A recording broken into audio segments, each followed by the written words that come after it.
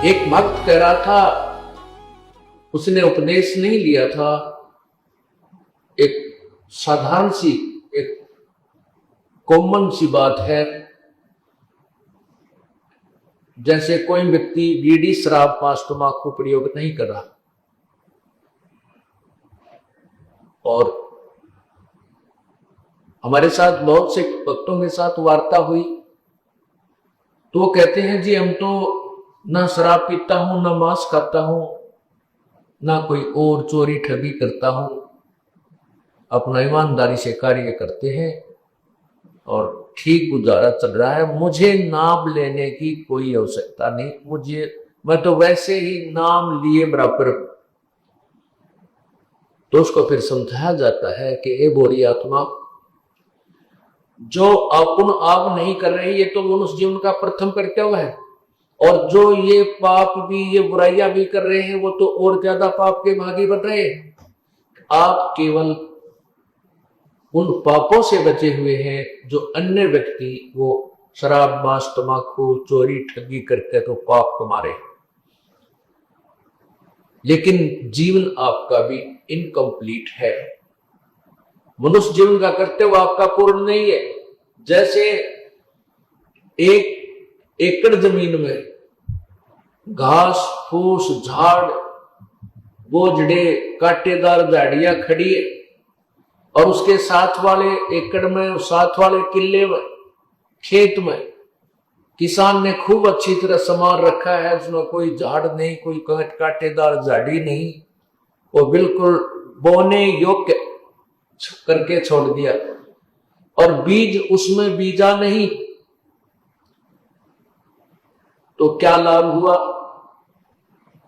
जैसा वो झाड़ जखाड़, कांटेदार झाड़ियां जिसमें कबाड़ उगा पड़ा है उस खेत में और बाहे सवारे खेत में कोई अंतर नहीं है, यदि उस बाहे सवारे खेत में बीज नहीं बीजा जाता। ठीक इसी प्रकार जो पुण्यात्मा बुराई नहीं करते, वो तो समराया खेत है, वो तो वैसे ही पुण्यात्मा है, राम नाम लेते ही उसकी तो बहुत अच्छी श्रद्धा बढ़ जाएगी। और जो बुराइयां करता है उसको साफ किया जाता है। जिस प्रकार किसान कितना ही खराब खेत हो उसको कस्सी से, हल से, ट्रैक्टर से उसको कवाड़ियां दे काट पीट के उसके सारे घास अड़के ने, कुबाड़ ने, खरपतवार ने काट के और निर्मल कर लेता है, साफ कर लेता है, और फिर बीज भी देता है। जो पुण्यात्मा बुराई नहीं करते वो तो और अच्छी आत्माएं हैं, और जो बुराई करते हैं और सत्संग में आ जाते हैं, फिर सत्संग वचन सुन कर वो अभी साफ आ जाते हैं, दोनों बराबर हो गए। रही बात उन पापों की जो पाप उसने कर लिए, जो बुराई करता था, चोरी करता था, ठगी करता था, बीड़ी शराब मांस तंबाकू पी कर पाप इकट्ठे करता था, और दूसरे ने पाप किए नहीं। अब जिसने पाप किए उसका समाधान है परमात्मा के मंत्र में शक्ति है। जब ही नाम हृदय धरो भयो पाप को नाश, मानो चिनकी अग्नि की भाई पड़े पुराने घास।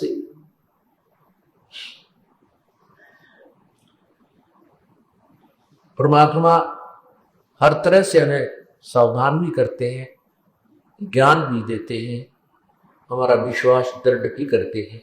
कहते हैं कि जिस समय आपको ये ज्ञान हो जाएगा सत्संग में आने से कि वही परमात्मा का भजन किया नहीं, उसके अतिरिक्त वो पाप और कर लिए, चोरी डाके मार कर, ठगी करके, 2 के 20 बना कर, मिलावट करके, शराब मांस तंबाकू पी के और मुंडी अच्छी नजर बना के, तो फिर उसको डर लगता है।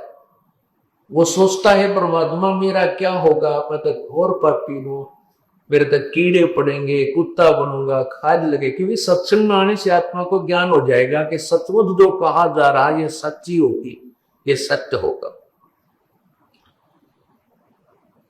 तो फिर उसको ये एक एक्स्ट्रा डर बन जाता है, ईव की बनेगा। उसके लिए परमात्मा ने बताया कि घबरा मत।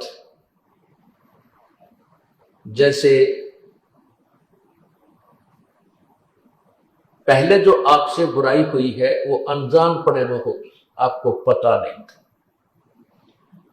जिस प्रकार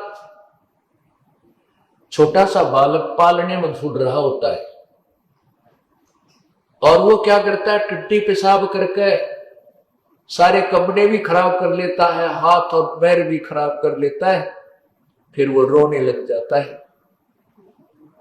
माता जब आती है, उस बच्चे को देखती है, उसकी सारी परिस्थिति से परिचित होकर के वो तुरंत उस बच्चे को उठाती है, स्वच्छ जल से उसको धोती है, उसके कपड़े धोती है, स्वच्छ कपड़े पहनाकर दूध पिलाती है, प्यार करती है, सीने से लगा देती है, क्योंकि माँ को पता था कि बच्चा बालक है, अनजान है, इसको पता नहीं। ठीक इसी प्रकार जब तक आप सत्संग में नहीं आए हो और आपसे जो गलतियां होती हैं वो परम पिता परमात्मा कबीर बंदी छोड़ आप भाई सत्संग रूप की जत से धोकर आपको राम नाम का दूध पिलाएगा और आपको सीने से लगाएगा, प्यार देगा। आपके अर्थात आपके जो पूरा सत्संग में आने से पहले जो किए गए पाप आपके सारे नष्ट कर देगा, आपको साफ करके अपने भक्ति करने योग्य बनाएगा। और ये थी जैसे बालक थोड़ा बड़ा हो जाए और वो फिर कितने पेशाब करते बिस्तर में जानबूझ के पिटाई बहुत करे, उसकी पिटाई होती है क्योंकि वो बकवाद कर रहा है, अब अनजान नहीं है। ठीक इसी प्रकार जब आप सियाने हो जाओगे सत्संग सुनकर और नाम उपदेश लेकर के फिर गलतियां करोगे, फिर तो उस बच्चे की तरह पिटोगे जो जानबूझ कर बकवाद कर रहा है। गीता के यथार्थ विश्लेषण की जानकारी के लिए पढ़ें पुस्तक गीता तेरा ज्ञानामृत।